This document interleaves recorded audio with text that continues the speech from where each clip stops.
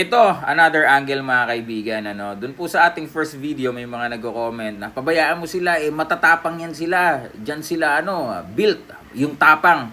Alam mo, yan po ang mga komento ng mga taong ignorante po talaga sa ganitong larangan mga kaibigan.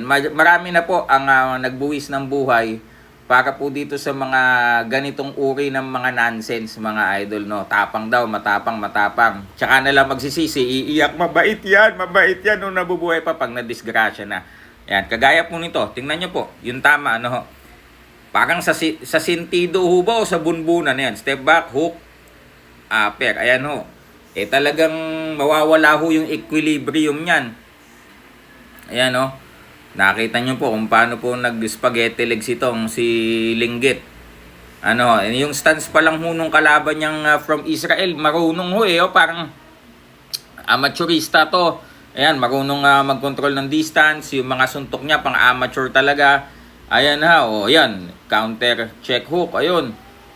Body, lumaharang ka naman idol, yan.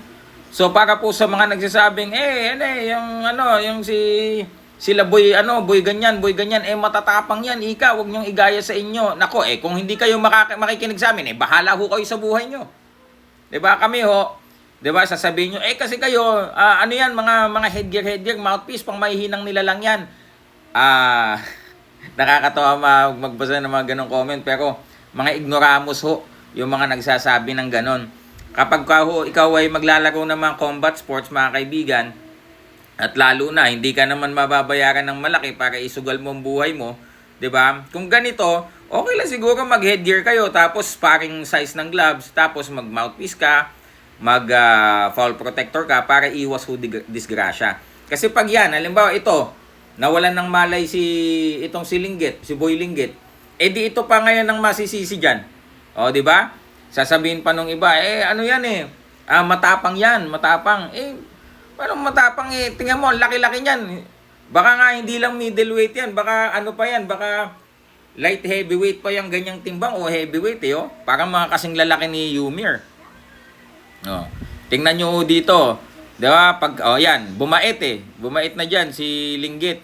Pero kapag magsisimula pa lang, umpisa ng salpukan, tapang yan tingnan mo yung mukha Lalabas pa ng dila yan ayun, talsik talaga siya